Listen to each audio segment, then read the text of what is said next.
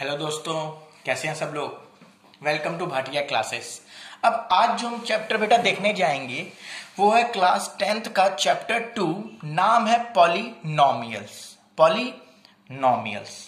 अब पॉलिनोमियल्स का मतलब होता है जिसमें बहुत सारे टर्म्स हो, जिसमें बहुत सारे टर्म्स होते हैं, उसको बोलते हैं हम लोग पॉलिनोमियल्स। Poly plus नोमियल।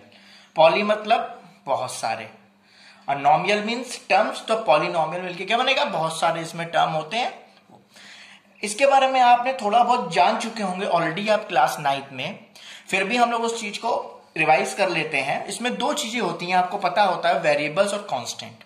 वेरिएबल जैसे x, y, z, s, t होते हैं, और कांस्टेंट आपके हो जाएंगे ए, बी, सी, डी।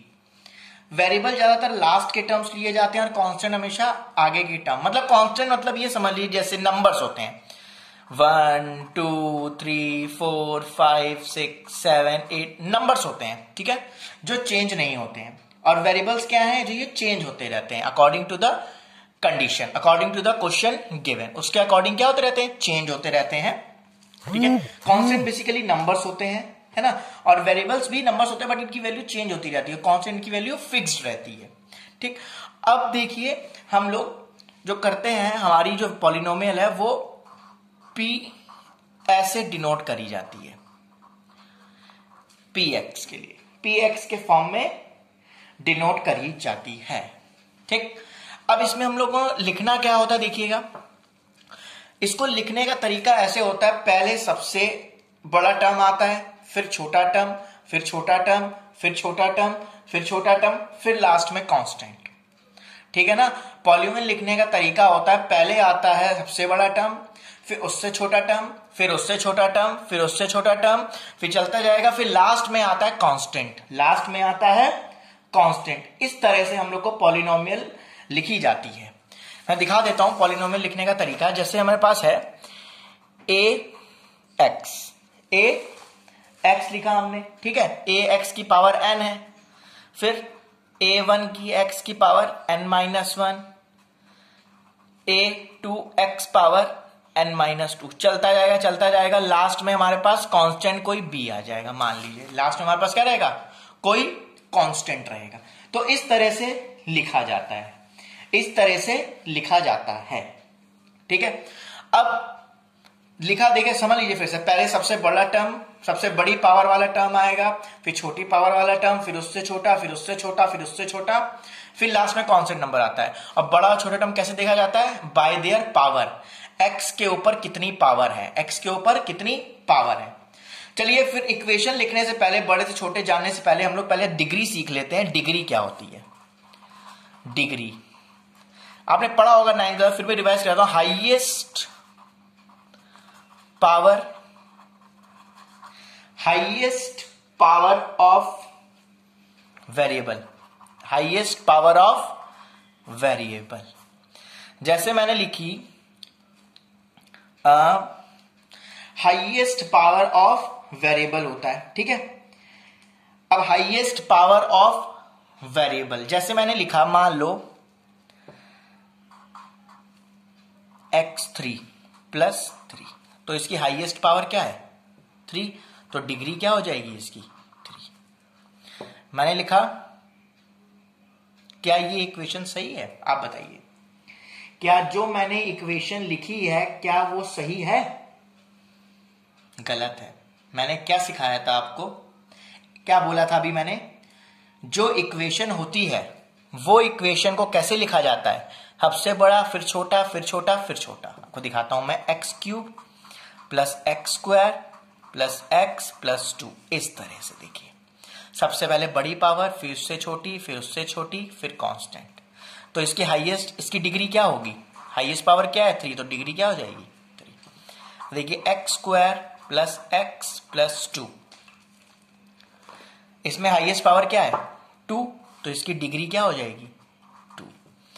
अब x प्लस 3, इसके पावर कुछ नहीं तो 1 मानते हैं, तो इसकी पावर 1 है, तो इसकी डिग्री क्या हो जाएगी 1। अब देखिए हमने डिग्री सीख ली। अगर किसी टर्म वेरिएबल में हाईएस्ट पावर देखी जाती है उसको डिग्री बोलते हैं। हाईएस्ट पावर वाले को हम लोग क्या बोलते हैं? डिग्री बोलते हैं। और हमने लिखने का तरीका भी सीख लिया, एज ऊपर बताया था। सबसे पहले बड़ा टर्म, फिर छोटा, फिर छोटा, फिर कांस्टेंट, फिर बड़ा, फिर छोटा, फिर कांस्टेंट, ऐसे बड़ा छोटा छोटा छोटा अकॉर्डिंग टू पावर के अकॉर्डिंग देखा जाता है। ठीक, ये हमने जान लिया। अब डिग्री हमने सीख लिया आपकी। ठीक, अब मैं एक और क्वेश्चन आपको देता हूं। मान लीजिए आपके पास है 4x² 4s की पावर 4 प्लस 3। अब ये पॉलिनोमियल तो कोई बन नहीं रही है। देखिए 2 और 4 और प्लस 3, ऐसी कोई पॉलिनोमियल तो ये बन नहीं रही है। देखिए आप, मुझे तो कोई पॉलिनोमियल बनी हुई दिखाई नहीं दे रही है। आपको दे रही है? देखिए कोई पॉलिनोमियल बनी हुई नहीं दिखाई दे रही है। अब इसमें अगर डिग्री पूछ ली जाए तो हम बता सकते हैं। पॉलिनोमियल कहेंगे तो पॉलिनोमियल नहीं मिलेगा, क्योंकि एक प्रॉपर सीरीज में नहीं है ना। बड़ा छोटा छोटा फिर कांस्टेंट, इसमें बड़ा फिर छोटा छोटा फिर ऐसे प्रॉपर सीरीज में तो पॉलिनोमियल तो नहीं बोल सकते। हाँ, डिग्री निकाल सकते हैं। हाईएस्ट पावर क्या है इसमें? 4, तो डिग्री क्या हो जाएगी? 4। तो डिग्री क्या होती है? Highest power of the variable, highest power of the variable. ठीक, अब हम डिग्री निकालना तो सीख गए हैं। ठीक, डिग्री निकालना सीख गए। अब मान लीजिए मैंने बोला, जैसे मैंने लिखा x² प्लस x प्लस 2, इसकी पावर क्या है? 2। तो इस इक्वेशन को हम लोग क्या बोल सकते हैं? क्वाड्रेटिक। यही हम लोग को अभी पढ़ना है, क्वाड्रेटिक और क्यूबिक। अगर किसी इक्वेशन की, किसी पॉलिनोमियल की पावर अगर 2 है, किसी पॉलिनोमियल की पावर क्या है? अगर 2 है तो वो क्या कहलाएगी? क्वाड्रेटिक। क्या कहलाएगी? Quadratic polynomial. मैंने लिखा x³ plus x² plus x plus 3, power क्या है? 3। तो ये क्या कहलाएगी? Cubic polynomial. क्या कहलाएगी? Cubic polynomial. और यही दो चीजें हमें पढ़नी है, क्वाड्रेटिक और क्यूबिक। क्वाड्रेटिक और क्यूबिक ही हमें पढ़नी है। कौन सी पढ़नी है? क्वाड्रेटिक और क्यूबिक। और हमने पॉलिनोमियल लिखते कैसे, मैंने आपको बताया था, ऐसे लिखते हैं x² प्लस x प्लस 2, ये हो जाएगी quadratic. x³ plus x² plus x plus 3, ये क्या हो जाएगी? Cubic polynomial. ठीक है, अब हम निकालना सीखेंगे वैल्यू ऑफ पॉलिनोमियल। पॉलिनोमियल की वैल्यू कैसे निकाली जाती है? पॉलिनोमियल की वैल्यू कैसे निकाली जाती है? मान लीजिए मेरे पास कोई इक्वेशन है, कोई पॉलिनोमियल है x² प्लस 2x प्लस 1। ठीक है, अब हमें इसकी वैल्यू निकालनी है फॉर x इक्वल टू 1।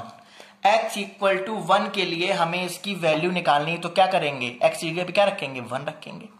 तो ये 1 का स्क्वायर 2 इंटू 1 प्लस 1, तो ये 1 का स्क्वायर 1, 2 इंटू 1, तो कितनी आ जाएगी? 4। कितनी आ जाएगी? 4। ऐसे ही आप लोग 2 का भी निकाल सकते हैं। तो 2 का स्क्वायर करेंगे प्लस 2 इंटू 2 करेंगे और प्लस 1, तो 2 का स्क्वायर 4, 4 प्लस 8 9। ऐसे हम लोग बहुत सारी वैल्यू निकाल सकते हैं। अब इसमें और भी चीजें आती हैं, जैसे आपने 1 की निकाली, आप 2 की निकाल सकते हैं। ठीक है, अब आप लोग को इसमें अब हमको निकालनी है कि ये जो हमारी जो पॉलिनोमियल है, ये कभी कभी 0 भी आ जाती है। ये कभी कभी क्या आ जाती है? 0 भी आ जाती है। तो 0 आ जाती है तो कब आती है, पहले ये देखते हैं हम लोग। ठीक है ना, बाकी हम लोग आगे पढ़ेंगे कि 0 क्यों आती है, कब आती है। पहले हम लोग उसको डिटेल में पढ़ेंगे कि 0 क्यों आती है। ठीक है, कभी कभी 0 भी आ जाती है। तो अगर हम यहां पर रखें x की जगह पे -1, तो ये -1 का स्क्वायर हो जाएगा प्लस 2 इंटू -1 प्लस 1। दिखाई दे रहा है सबको? तो ये हो जाएगा बेटा -1 -2 प्लस 1, ये 1 का स्क्वायर, सॉरी पॉजिटिव पॉजिटिव जाएगा, तो ये 0। इसका मतलब -1 पे इस पॉलिनोमियल की वैल्यू क्या आती है? 0। जिस x की वैल्यू पे उस पॉलिनोमियल की, वो x की वैल्यू जिस पे पॉलिनोमियल 0 हो जाए, सुनिएगा इस पे नया टर्म सीखने जा रहे हैं, x की वो वैल्यू जिस पे हमारा पॉलिनोमियल 0 हो जाए, x की वो वैल्यू जहां पर हमारा पॉलिनोमियल 0 हो जाए, नई चीज सीखने जा रहे हैं। वो होता है हमारा जीरो ऑफ द पॉलिनोमियल। क्या होता है? Zero of the polynomial, zeros of polynomial. फिर से देखिएगा मैं क्या बोलने जा रहा हूं।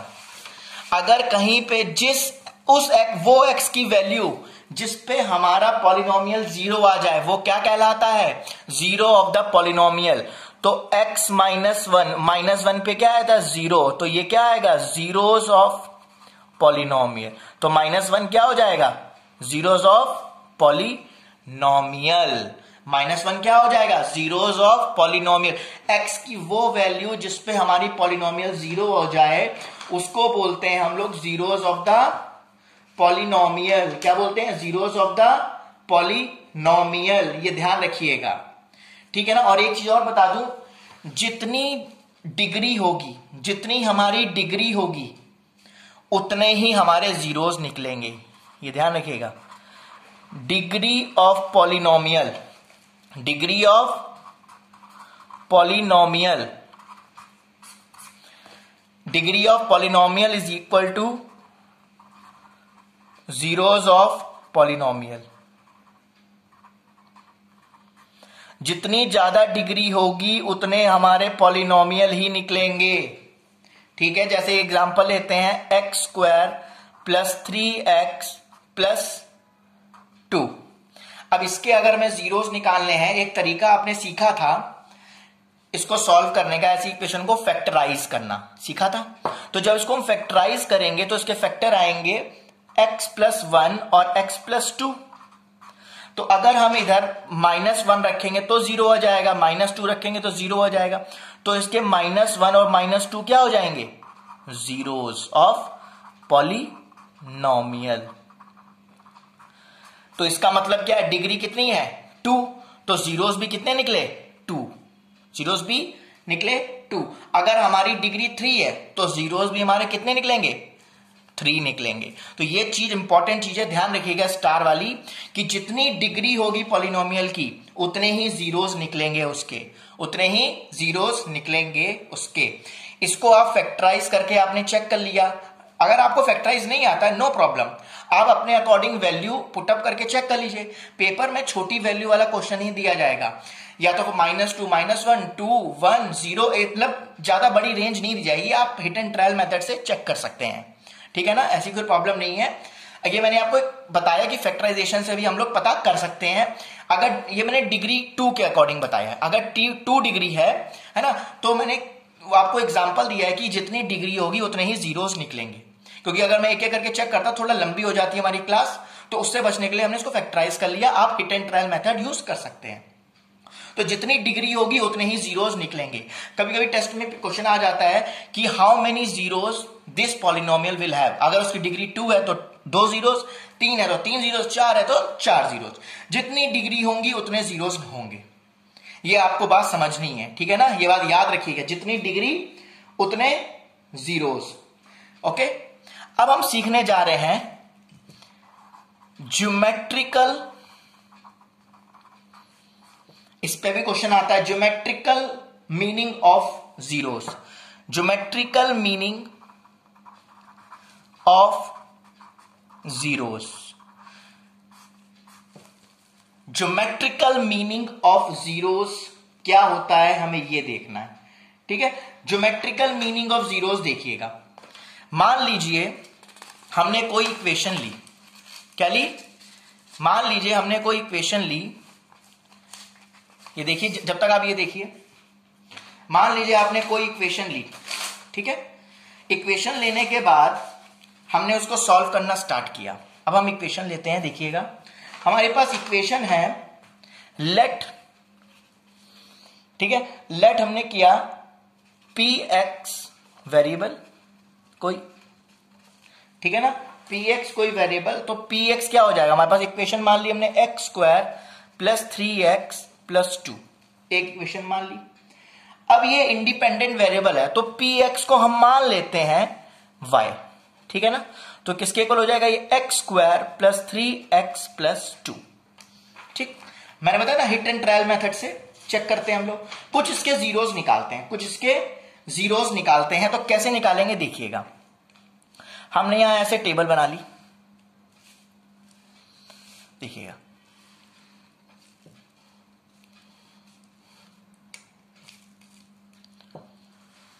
यहां आप x रख देंगे, क्या रखेंगे, यहां px हो जाएगा, यहां पर x की वैल्यू रखेंगे, ठीक है ना, x की वैल्यू, यहां y क्या हमारा px है, कोई बात नहीं। अब देखिए अगर हम इसको इस पे जीरो रखते हैं, क्या रखते हैं, जीरो रखते हैं, देखिएगा अगर मैं इधर जीरो रखूंगा, अगर मैं इधर जीरो रखूं, यहां जीरो रखेंगे, जीरो का स्क्वायर जीरो, 3 इंटू जीरो, तो ये अगर मैं जीरो रखता हूं तो ये वैल्यू आ जाती है हमारे पास 2, ठीक। अगर मैं 1 रखूंगा तो 1 का स्क्वायर 1, 3 इंटू 1 3 प्लस 2, 3 प्लस 2 5 और एक 1 पे कितना आ जाएगा 6। अब मैं अगर इधर 2 रखता हूं तो 2 का स्क्वायर 4, 3 to 6 और ये 12 आ जाएगा। अगर मैं यहां -1 रखता हूं, -1 का स्क्वायर 1, देखिएगा -1 का स्क्वायर 1, 3 इंटू -1 -3 और प्लस 2, ये हमारे पास कितना आ जाएगा, -1 पे 0 आ जाएगा। -2 रखूं अगर मैं तो ये -2 पे आपका आएगा, चेक करिए कितना आ जाएगा -2 पे, देखिए -2 का स्क्वायर 4, देखिए 4 प्लस 6 प्लस 2, तो यहां पर कितना आ जाएगा, ये -2 पे कितना आएगा, चेक करिए आप, -2 पे, -1 पे आप चेक करिए, चलिए आपको कंफ्यूजन हो रहा है तो -1 पे रखते हैं, -1 का स्क्वायर प्लस 3 इंटू -1 प्लस 2, तो 1 प्लस -3 प्लस 2, तो 3 -3 0 हो जाएगा। तो अगर -2 रखेंगे 4 और ये -6 और ये, तब भी 0 आ रहा है, ठीक है ना, तब भी कितना आ रहा है, 0 आ रहा है, ऑब्वियस सी बात है, आपको दिखाई दे रहा है ना, 0 आया। तो इसका मतलब हमें क्या दिखाई दे रहा है इसमें, आप चेक करिए, और इसका अगर ग्राफ बनाएंगे तो कैसा बनेगा, देखिएगा ग्राफ बनाना सबने सीखा ही था, 1 2 3 4 5, -1 -2 -3 -4, -1 -2 -3, -1 -2 -3 -4, ये x एक्सिस और ये y एक्सिस, ठीक।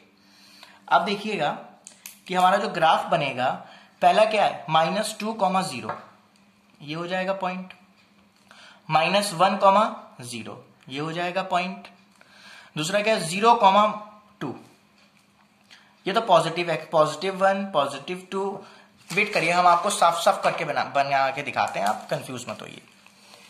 ये हमने बनाया नंबर लाइन, ये 1 2 3 4 5, -1 -2 -3 -4, 1 2 3 4, 1 -1 -2 -3 -4। अब पहला हमारा जीरोस क्या था, देखिए मैच करिए, पहला जीरोस हमें क्या दिया था, -1, 0, -1, 0 यहां आएगा, दूसरा क्या था, -2, 0 यहां आएगा, तीसरा था 0, 2 यहां आ जाएगा, 1, 6 यहां आ जाएगा, और 2, 12 और ऊपर आ जाएगा, ठीक है ना। तो हमारा जो ग्राफ है वो ऐसे जा रहा है, ऐसे जा रहा है, ये जा रहा है, दिखाई दे रहा है सबको, ये जाएगा हमारा ग्राफ, ठीक है ना, ये हमारा ग्राफ जा रहा है, मतलब x की ये कितने वैल्यू पे इंटरसेक्ट कर रहा है, 2 वैल्यू पे। देखिए x की जो हमने जीरोस निकाले थे s के अकॉर्डिंग, और जब हमने ग्राफ बनाया था, ये देखिए, तो ये x की कितनी वैल्यू पे इंटरसेक्ट कर रहा है, 2, और हमने पावर भी कितना लिया था, पावर भी कितना लिया था, 2, तो हमारे जीरोस भी कितने आएंगे, 2, देखिए 2 जीरोस आ गए। तो यही चीज बताने के लिए मैंने यह क्वेश्चन किया कि ज्योमेट्रिकल रिप्रेजेंटेशन से भी वही आंसर आता है जो हमारा उससे आता है, बट इस टाइप के भी क्वेश्चन आपसे पूछ लिए जाते हैं, जैसे पावर 2 है और जो x है वो कितनी, देखिए कैसे कहां इंटरसेक्ट कर रहा है, एक्स की वैल्यू पे ही तो निकाल रहे, पुटअप कर रहे हैं, तो एक्स की कितनी वैल्यू पे इंटरसेक्ट कर रहा है, एक्स एक्सिस पे कितनी वैल्यू पे इंटरसेक्ट कर रहा है, 2। इसका मतलब जीरोस भी कितने होंगे, 2, और डिग्री भी कितनी है, 2, और डिग्री भी कितनी पढ़ी है हमने, 2। ठीक है, आया समझ में। चलिए क्वेश्चन डिस्कस कर लेते हैं। मान लीजिए मैंने ये ग्राफ बनाया, आपका ऐसा ग्राफ आया। अब आप इसमें बताइए कितने जीरोस होंगे, एक्स की कितनी वैल्यू पर इंटरसेक्ट कर रहा है, 1 2 3 4 जीरोस, क्योंकि एक्स भी कितने वैल्यू पे जीरो इंटरसेक्ट कर रहा है, एक्स की कितनी वैल्यू पे इंटरसेक्ट कर रहा है, 4 वैल्यू पे, कितने जीरोस होंगे, 4। आसन में अब एक और क्वेश्चन आप बोलोगे सर अगर ग्राफ इस तरह का आ जाए, देखिए ये x और ये y,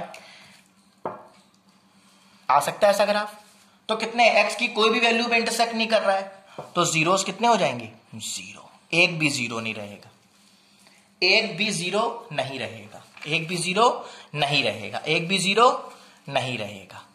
ठीक है, अगर मैं एक और ग्राफ बनाऊं, देखिए ये x एक्सेस हो गई, ये y एक्सेस हो गई, किसी x की वैल्यू पे इंटरसेक्ट कर रहा है तो कितने जीरोस होंगे, 0।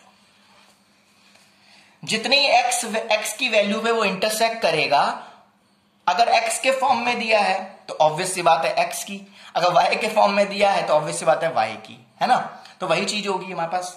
तो अगर x की वैल्यू, जितनी भी x की वैल्यू, क्योंकि हम x के अकॉर्डिंग कर रहे हैं, तो जितनी भी x की वैल्यू पे वो इंटरसेक्ट करेगा उतने ही हमारे जीरोस होंगे। दैट मीन्स जितनी डिग्री होगी उतनी ही डिग्री भी निकलेगी। देखिएगा जितने भी x की वैल्यू पे इंटरसेक्ट करेगा उतने जीरोस होंगे और उतनी ही उसकी डिग्री भी होगी। तो यही रिलेट करता है, जितनी डिग्री उतने जीरोस, उतनी ही वैल्यू पे वो ग्राफिकली भी इंटरसेक्ट करेगा। पहली एक्सरसाइज आपकी ऐसी है, ग्राफ पे ही बेस्ड है, आप ट्राई करिएगा। पूछेगा कितने जीरोस आ रहे हैं, तो जितनी भी x की वैल्यू पे वो इंटरसेक्ट करेगा उतने उसके जीरोस होंगे और उतनी ही उसकी डिग्री भी होगी, डिग्री भी होगी। यही चीज मुझे आपको बतानी थी। ये जो क्वेश्चन है आपकी एक्सरसाइज 2.1 के हैं, मैंने आपको ऐसे ही रैंडमली करा दिए हैं। ठीक है, तो आप इसको हिट एंड ट्रायल मेथड से x की वैल्यू रख के आप लोग चेक कर सकते हैं, आपको पता चलेगा। 3 से 4 वैल्यू आप निकाल लीजिएगा, जैसे हमने यहां निकाली थी। मैं फिर से दिखा देता हूं। ऐसे मैंने वैल्यू पुटअप करके यहाँ टेबल बना लिया था, फिर मैंने ग्राफ बनाया, फिर मेरे पास ऐसा ग्राफ आया था। मैं फिर से दिखा देता हूँ, ये ग्राफ आया था जो मैंने आपको बताया था, ये वाला ग्राफ आया था। तो 2 वैल्यू पे इंटरसेक्ट कर रहा था x की, इसका मतलब 2 जीरोस आए और डिग्री भी हमें कितनी मिल रही थी, 2 ही मिल रही थी। ओके, अब इस चीज को आप रिवाइज करिएगा, प्रैक्टिस करिएगा। फिर से बता दे रहा हूं, जितनी x की वैल्यू पे इंटरसेक्ट करेगा उतने जीरोस होंगे और डिग्री भी उतनी ही पता चलेगी हमें। अगर ग्राफिकली चेक करना है, आप एक इक्वेशन होगी, एक आपके पास पॉलिनोमियल होगा, 2-4 वैल्यूज ले लीजिए, आप लोग पुटअप करके उसके आंसर्स लिख लीजिए x और y के फॉर्म में, ऐसे, है ना, और आपको पता चल जाएगा। जितनी x की वैल्यू पे इंटरसेक्ट करेगा उतने उसके जीरोस होंगे। ठीक है, इन जीरोस होंगे उतनी उसकी डिग्री भी निकलेगी। Okay, just see the videos and do the question of exercise 2.1। अपनी एक्सरसाइज करिए 2.1, सेम क्वेश्चन है, ज्यादा कुछ नहीं पूछा गया, जीरोस पूछे गए हैं। आप लोग ट्राई करिए, जो ना है कमेंट में बताइए मुझे, आपकी प्रॉब्लम सॉल्व होगी। So till then bye bye, take care, practice करिए क्वेश्चंस।